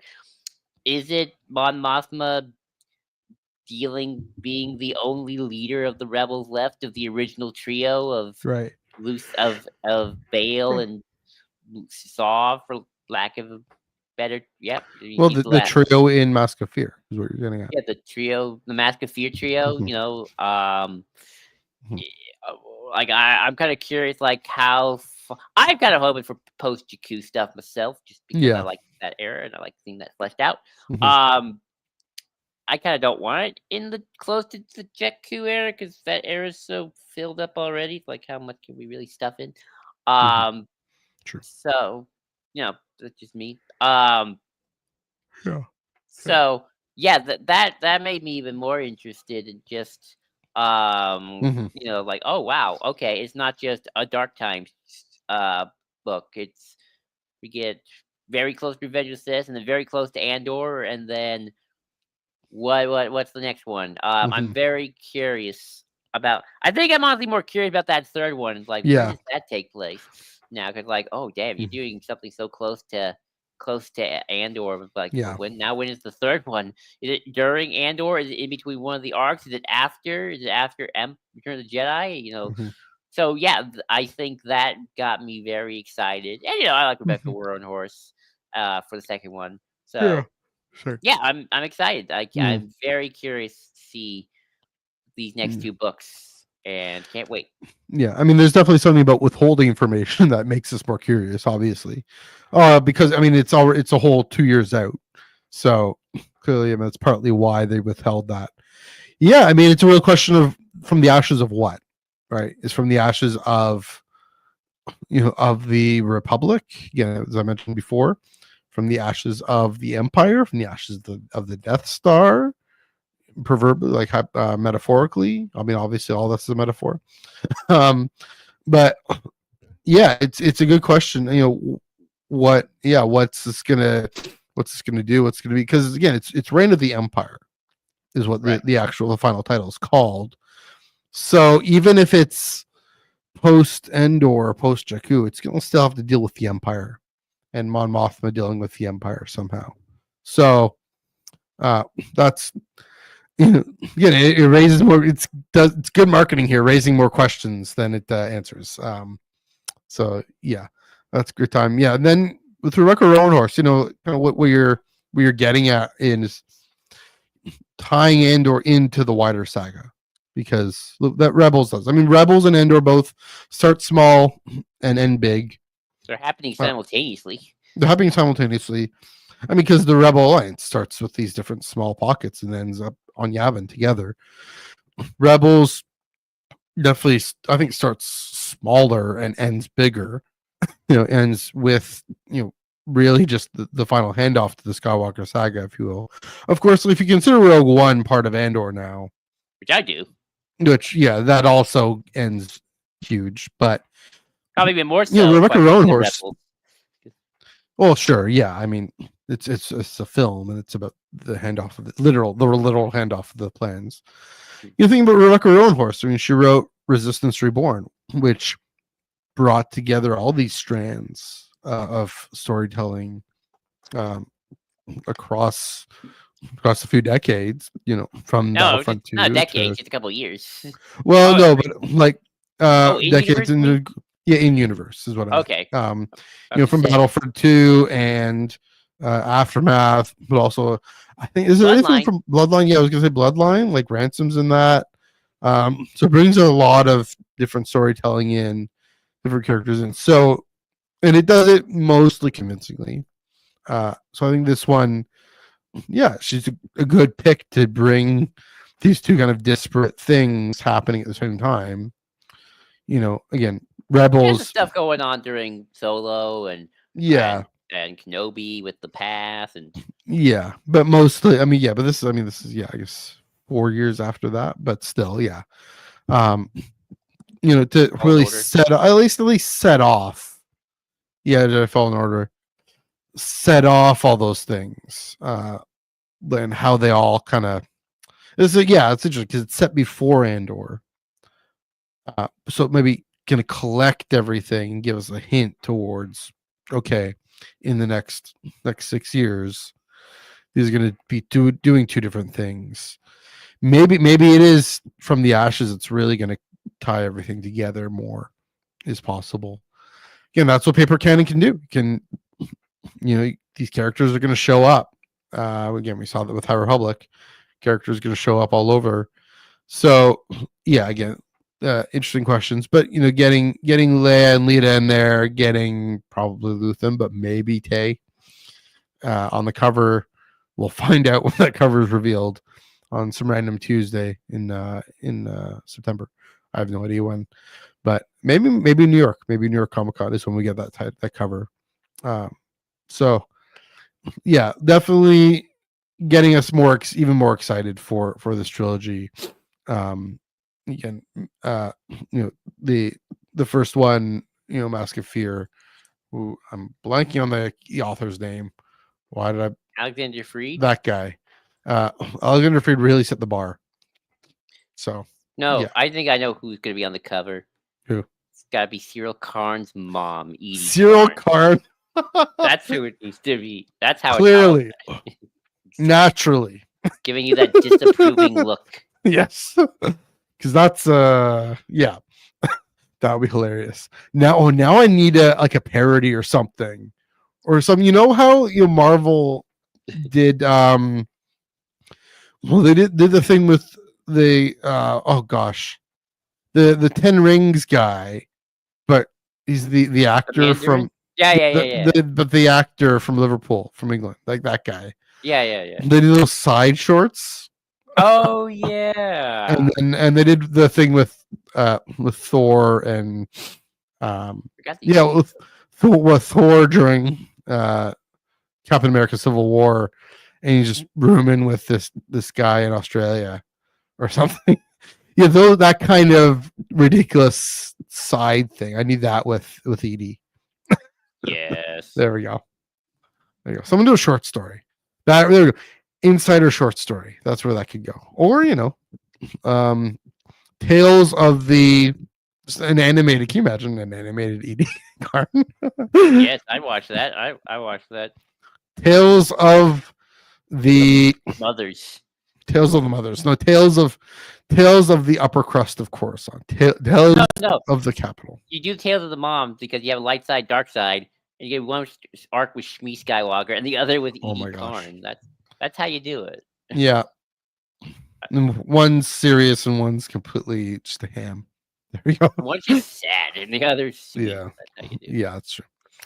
Alrighty, last but not least. Again, we're gonna talk more about this next Monday, but got the maker and his museum. And again, this was a bit of blur, but you can actually watch. It's the Lucas Museum's YouTube channel has it up right there. So after this, go ahead and watch, then come back on Monday.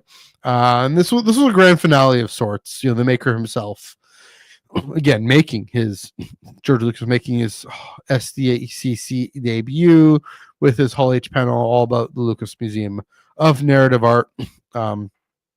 So had Oscar winner Guillermo del Toro and longtime Star Wars illustrator Doug Chiang, as I mentioned above, moderated by Queen Latifah, who's more of a nerd than I thought. There you go.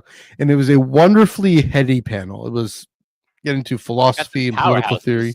With Guillermo del Toro and Doug Chiang there too. Yeah, and so Del Toro, he's on the board of this. Oh, nice. Really? Yeah. Oh, that's why. Yeah. Good pick. But I mean, and he clearly, when he talked about it, he was really clearly on board with everything. And long time. Yeah, and Doug Chiang. I'm guessing Doug Chiang's illustrations will be in this. Is he also on the board, or just? I don't think so, but you know, his designs, and again, it was very.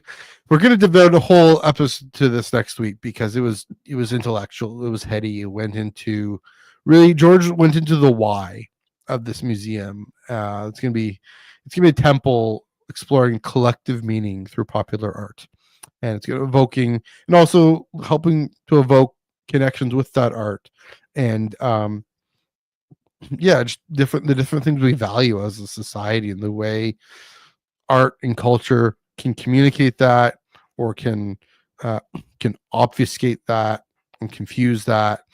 It really goes into different things. I actually passed by it a few times, I think on the bus. I have passed by it myself too. Once. Yeah, so it's on the campus of USC. So it was going to be in Chicago, but it's on the campus of USC. So it's not too far from a subway station. Yeah, it's really, really nice looking building. So yeah, again, there's a reason to go to Los Angeles for you. It's gonna some details. It's gonna include paintings, partly from the press release, but also from the panel. Good paintings of in the panel talks about paintings of domestic life by Norman Rockwell, first edition comics by Jack Kirby, an original sketch of Flash Gordon, just the drawing, the design, works by Frida Kahlo, likely a section on cave drawings. They talk about cave drawings in the panel. Of course, models of Luke's land speeder in A New Hope, and I think the pod racer, I believe one of the pod racers. Did they mention that it will have Action Comics #1 with the first appearance of Superman? I think that might be the Jack Kirby. No, Jack Kirby's Marvel. I think they mentioned something about that. But yeah, it's basically it's George's collection, and okay, like his own private collection, George and Melody, and they were like, we should share this. We should share our collection, because he said we're not art dealers. We care about flipping art for money. We actually care about the art, and he's kind of hoarded it a little bit. And Del Toro said he kind of hoarded it a bit, and so let's share it and talk about our society and how we make meaning. And so it's very much. I mean, I don't know how much admission is going to cost, but there's a clear social enterprise about this. And so again, we're going to go into that. Also, the entire Lucasfilm historic Lucasfilm archive, the film archive. So maybe those are the original cuts of Star Wars and Empire and Return of the Jedi. Maybe in there, maybe that's finally where people could watch it. I don't know. Wouldn't be surprised if they finally let that happen, because it's a very specific. You can only watch it there, and you can only do screenings there. And so, but yeah, from all the way from 1974 to 2012. So now, why are we mentioning these? Why are we doing a whole episode on this next week? I mean, look, mention Flash Gordon. Mention. I mean, it was amazing. Just again, it was a blur because I was exhausted, and it was actually looking at George Lucas. I was like, oh my gosh, how many feet away, how many meters away am I from George Lucas? Soak it in with your eyes. I was soaking it all in, but and of course the way he talks is very calm and calming. I was want to be an architect, and at one point, Queen Latifah asks the question about the design of the building, and he goes off talking about community and meaning making, and Del Toro has to be like, okay, but it's meant to be what's the strip, Mobius strip, where there's no apparent, clear, obvious hierarchy of where a beginning and ending. So anyways, the reason I'm mentioning all this is because these are some of the vast influences that George drew on when conceiving of Star Wars, when the galaxy far, far away, and especially the stories and characters that inhabit it. And so that's another angle to this museum, I think, is it helps us look. I mean, why are we here? I'm going to mention this again next week, but Joel, why are we here? Why have we been doing this podcast for 3.5 years? Why have we, why do I go across the continent? Why do people go across the world to gather through this because of this story? Because clearly it's helped make meaning for us and helped draw us together in the real world. And it was this amazing meta moment. Again, I was in the room hearing George Lucas talk about art and what he believes about art. Like, obviously, I wasn't paying attention to the words. I was just soaking in the mind-blowing nature of it. So I did just watch it tonight, the whole panel again. So it's on I watched YouTube. it too. Oh, I have Yeah. to say, I think Yeah. actually Guillermo did said some actually very interesting things. I like He Guillermo did. del Toro quite a lot. So Oh yeah. So again, that's why we're mentioning. So again, it's one of the angles. It's a way for us to help understand Star Wars. But what George was trying to do with Star Wars was, again, we know this with his tapping into Joseph Campbell and Kurosawa and Flash Gordon and all this to create a modern myth and meaning making, and these real world communities have just popped up. I say, Star Trek, I'm a fan of Star Trek, but Star Wars and I'm a fan of Star Trek, fan of Marvel, but Star Wars is a family. And just the way this story, we gather around this story. Jolie and I gather around this every Monday night. Chris and I gather around it every Wednesday night. Whenever I see Dom, and Din and all them, Din. you live with Amazingly, Dom. So. I thought a lot about Din, actually, our friend Din, in this panel, because he talks about the way of art and meaning making. So anyway, so it's just, again, this meta moment.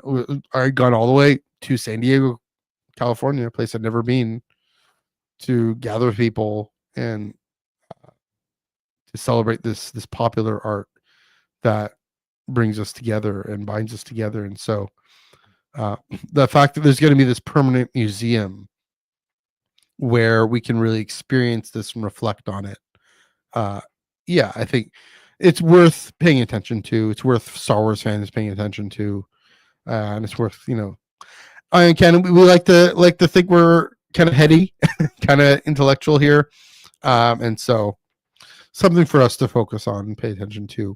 Well, no, I'm visiting though. And definitely check it out next year. Is it next year? I thought it was 2027. Nope, 2026.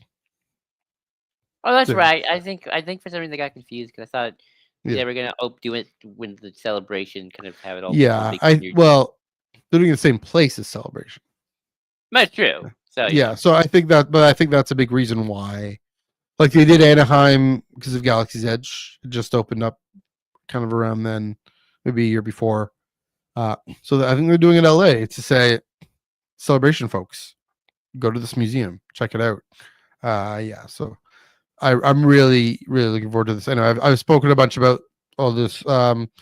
You've seen the panel. We're going to talk more again on next Monday, but of anything of the details that I mentioned or the panel itself, what stood out to you, especially with Guillermo del Toro? I don't know anything specific, but he always just seems like the most radical of the group and has the most interesting perspective. But he's always been very. I love some of his movies, like Pacific Rim. I wish he could have done The Hobbit. I wish he could have done The Hobbit films. Yeah. He was gonna direct the Hobbit films, and then he had to drop out for a bunch of reasons. So and that's why one of the reasons why the Hobbit films are kind of a mess compared to the original Lord of the Rings. Sure. Among other reasons. I liked how they talked about. I think one of the things I found interesting was just them talking about like comics and kind of the history of comics and how. I mean, yeah, you're right. When comics first came out in the 30s, like, kid gets them 5 cents. Here you go. Cool. Toss in trash. Next. Next comic. They were supposed to be disposable. Like that was how they were made. You read a comic, cool. You toss it or you hand it to your friend, and they don't have to pay their 5 cents. And, right. You move on with your life. They didn't really start to become big collectible things until the 80s, maybe the 90s, 80s, 70s, 80s, 90s.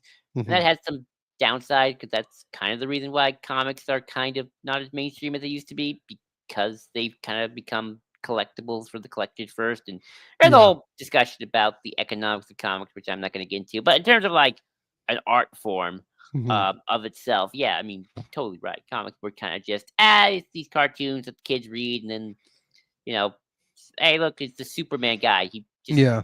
lifted a car and beat up a CEO dude. That's awesome. And then Hmm. next, before becoming pretty much the most Hmm. mythological hero of the 20th and 21st century to this day. Yeah. I mean, Superman goes back to 1930. It's True. 2025. Um, True. Over so almost a century. yeah, almost. Yeah, Yeah. he like a Greek myth at this point. Hmm. Yeah. So I thought that was interesting. Yeah. I'm surprised Frida Kahlo's got some art there. Yeah. Uh, she once had Trotsky in her house. Yeah. So yeah, I like that. I thought that was cool. Hmm. Obviously, Del Toro is very much against the AI thing. Totally get Yeah. that.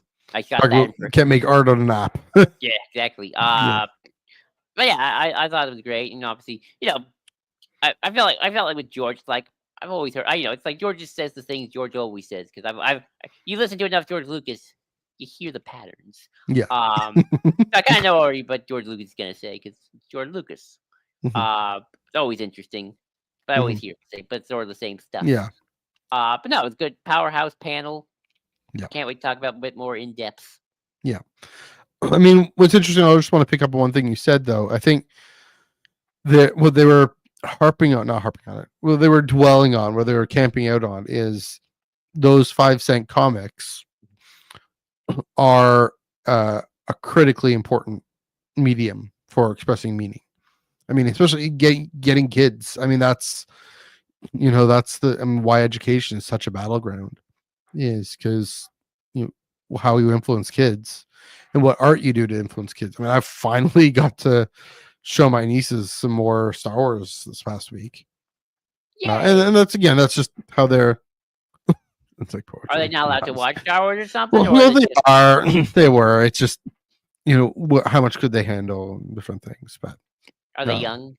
yeah, they're younger, but No Revenge of the Sith for you yet. You can't watch a man no. burn to death. But I think Phantom Menace is coming up soon, so I'm holding out hope there. But That's pretty lighthearted. I think. and also their attention spans and different things. But anyway, to say the power of making meaning, and so it's the double. I mean, he's the one who used the F-bomb. He dropped the F-bomb in the panel, so yeah, definitely more radical. Yeah, so it's gonna be again a fascinating contribution to the way we reflect on our society, and we're gonna probably I can see how next week's gonna go. We're gonna use it as a springboard to reflect on things, and then when we get to visit, we'll hopefully do maybe a panel or something, or not a panel. Keep saying panel. I got Fan Expo on the brain. Doing a panel at Fan Expo. Anyway, Well, an if we episode can of it. arrange something, maybe and my dad can get us both to the museum. We can just record ourselves. That would be exploring. great. That'd be cool. That'd be something I'd like to Yeah. do. 2 years from now, 2 years or less than 2 years. So Although I probably would have visited beforehand. yeah. When you visit, definitely report in. Let us know. Not just what you saw, but what you experienced. Right. Because I think that's another big theme in this panel was the experience of it. So fun times. All right, I think that about does it for now. Anything else? Kind of San Diego Comic-Con. Sorry, Yeah. I know, JC. Me too. Yeah. I would have. And So and the mark that Del Toro would have made on Your Country, Daisy. No. I love Pacific Rim. That's one of my favorite movies, and his Hellblade films are good. Mm-hmm. Oh yeah. So man, now I wanted to do a Star Wars. He would have done a great Star. He would have done a good Star Wars. I feel like he won't. He won't because I think he's too friends with George. I don't know if. Yeah, maybe. So anyway, yeah. So that kind of does it for now. Again, Chris and I touched on comics on Wednesday a little bit. We have a lot more on comics this Wednesday, and then next Monday we're going to go neck deep into this museum because I'm fascinated by it. So there you go. I know, Joel, do you have any last things to say for now? Just San Diego. What is the the Lucasfilm presence, Star Wars presence, San Diego Comic-Con seemed like to you from a distance here? I think, quite frankly, the same as a lot of the big studios this year. Mhm. Humble and quaint. Yeah.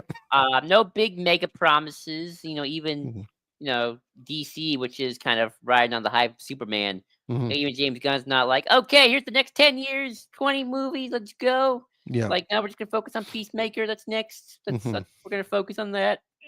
Excuse me. Sorry. Yeah. You know, um, Obviously right now, Ahsoka's still filming, although they did show us a little bit of I Ahsoka. think they just finished wrap. I think maybe they just wrapped. I didn't hear that. That's what I mean. I think they're still going. Oh, no, it's Strange New World season 4 that just wrapped. Sorry. That's right. Although we did get a Starfleet Academy trailer. Yeah. But the Mandalorian, they're probably not going to start really ramping up the marketing till December. Mhm. That's my guess. Ahsoka's still filming, probably going to keep filming till maybe the end of the month, and then to get Starfire is probably going to start next month. So they did all their big things. They're not ready to really ramp it up just yet. So a kind of a good. We're kind of in that transition phase, right? Where it's like there's definitely stuff on the horizon. Yeah. We saw some of it. There's evidence. There's the Ahsoka thing and Maul. But also it's like, hey, here's our animation panel. That's cool. The comic. Here's some comic stuff. So it's like humble and quaint, and I think just enough. So I mean, a lot of people made a lot, and there is a lot to be made of the fact there was no Marvel panel, no major DC panel, like you mentioned. Yeah, and what I thought is, and I think this is from Parks and Cons, those guys who did the tour of the convention center and all that. It's a weird time because we thought, well, I mean, before COVID, before all that, when in the 2010s, films. And then the technology and the financial model for streaming was there. Disney Plus hit the web, if you will. And everyone followed. So I mean, Netflix became what it is. Again, Paramount Plus. Yeah, I mean, they all had presences, right? They all had a bit of. I don't know if Netflix specifically did, but I think Netflix had something there. But they've all had presence, but it's this weird transition back to film, back to the theater, and we're not quite there yet, but that's the clear direction. And so it's why probably next year's probably going to be it's definitely going to be a whole heck of a lot bigger for everybody. For Star Wars, for Marvel, for DC. There might be another classic Marvel Hall H, maybe. And so, I mean, that speaks to with Star Wars. I mean, we're definitely in this transition. We know it. We know, like you mentioned, Starfighter and Mando and Grogu and probably Heir to the Empire, whatever it is. Well, the screen, the big theater franchise, like Star Wars, is transitioning back to being primarily a film franchise, and it's this transition that makes it okay. Well, what do we do right now? What do we say right now? Because this thing comes around every July, and so you can't skip a San Diego Comic-Con, like you can skip like a year. You can't skip a Star Wars celebration. We can skip a Star Wars celebration. It makes sense that there isn't one next year. So what do you do? And what you do, oddly enough, I mean, for comics, it felt like there's a lot more to say. So we'll say it on Wednesday. Even then, there was only one big announcement there, and it's not that big. So it is interesting.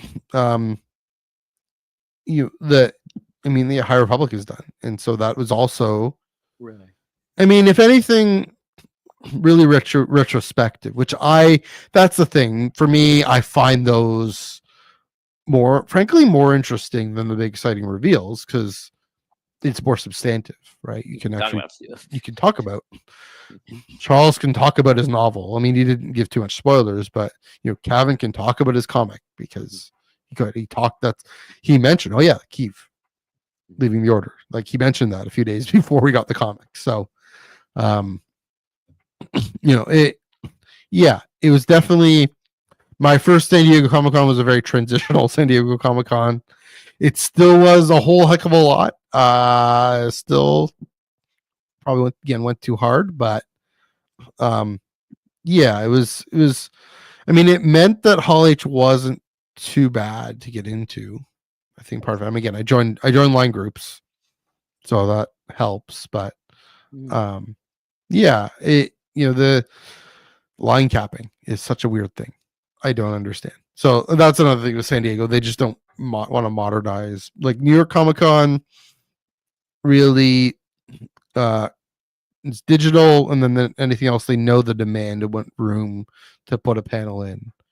And because San Diego's Lucasfilm, we want this panel. Red Embos, we want this panel.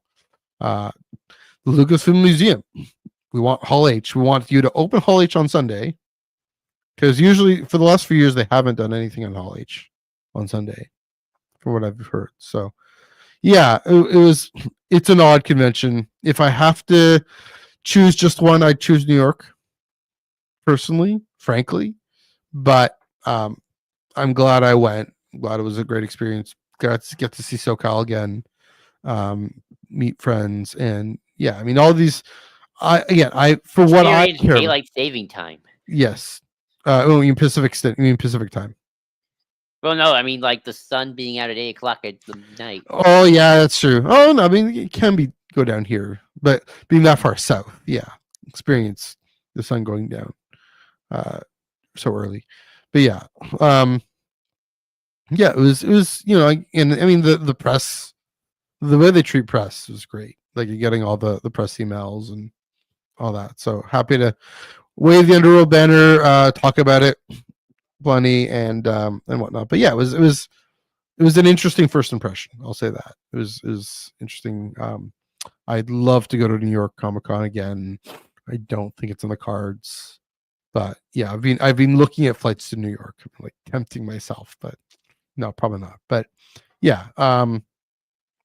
it's weird. It maybe this is an interesting thing. This is another kind of esoteric reflection.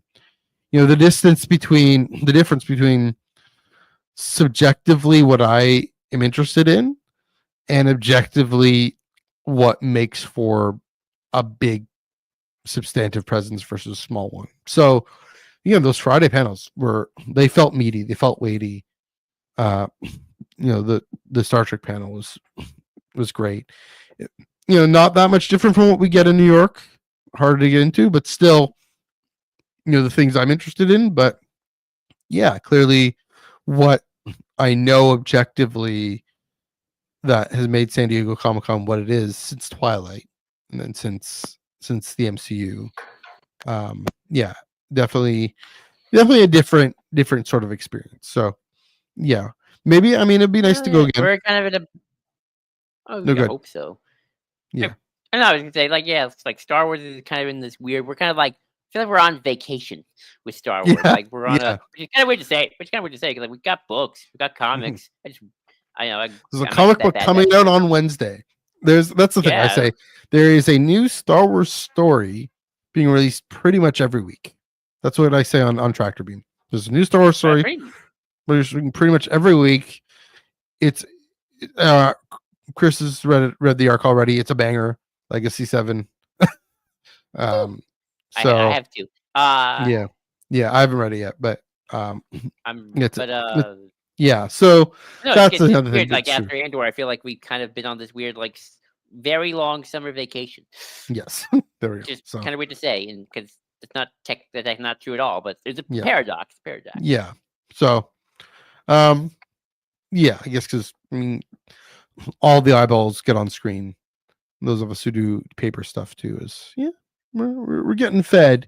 But again, even then, it's the Bad Batch Sanctuary for books, and then I've heard good things about it. Yeah, it should be good. So, I think, are there any other books? What other books are coming The out? Vader book. Yes, the Adam Christopher Vader book. That's gonna be great. That's So on my list. yeah, that's gonna also fill some. I mean, anything to do with the gravitational center of at least George Lucas's story. I mean, come on. Exactly. So, yeah, but I think yeah. I mean, that about does it for our recap. Do you have anything? Any last words before we break till Wednesday? It's weird that I said it was humble, but I do feel like I felt fed when San Diego Comic Con stuff. Like we talked about the books and when Reign of the Empire when that was announced and speculated. Yeah. We got to really see our first look of Ezra. It's like, oh, cool, Ezra's looking good. So I definitely noticed there was there was impact on the discourse positively from the Star Wars San Diego Comic Con. Just didn't feel like they didn't give us anything.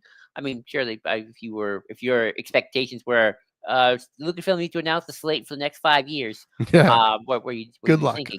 But have you been paying attention to Lucasfilm at all? If you expect that, sorry, go ahead. I mean, even Marvel's sort of like we were not doing that slate thing. We're just gonna get you through Doomsday and then don't overpromise, which is probably smart. But I did feel like, okay, we're like, hey, a little Ahsoka because that's coming, so we'll focus a little on that. We'll focus on some Mando and Grogu stuff, a little bit of that, and obviously the books and comic stuff. So I felt pretty satisfied.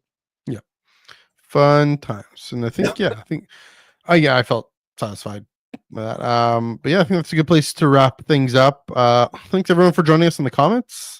Let us know what you think about Superman and escapist fantasy, Mortis and the zeitgeist, and art and meaning and language. And if you following all the reveals from San Diego, seeing the photos, if you were there, let us know. Let us know what you thought of Star Wars on Star Wars at San Diego Comic-Con. Joel, thank you for indulging me with this one and everything and going through all these reveals as well. Where can they find you on the internet? You can find me at JID20234 on Blue Sky, JID20234 on Blue Sky, and of course the Star Wars Underworld Discord where I hang out, talk to people. We're talking about what the Sith Empire could look like in canon. I hope. I said I don't want a publishing initiative anytime soon, and I still stand by that. But if next one can be Old Republic, please and thank you. Yes, there we go. You can follow me on Instagram at MNEUG1138. It's also on Blue Sky and Threads at beaches.foodie. I did just get my San Diego Eats post up on Beaches Foodie, but also my Disney Eats is up there as well. And of course, again, last time I'll mention this until Wednesday at the SW for lots of Star Wars, all the Star Wars stuff on San Diego at Culture Slate on Instagram for some Star Wars, a lot of Star Trek, the Doctor Who exhibit at the Comic-Con Museum. That was really neat. So check all that out there. And on Twitter, we're still on Twitter at NUG485, among other things.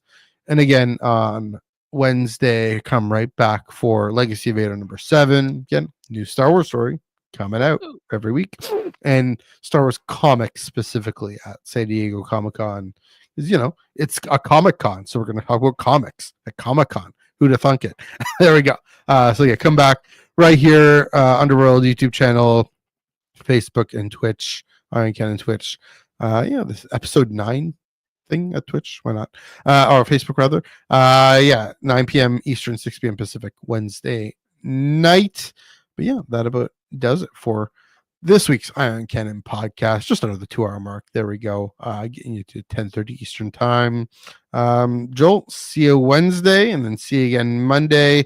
Until then, let's blow this thing and head home.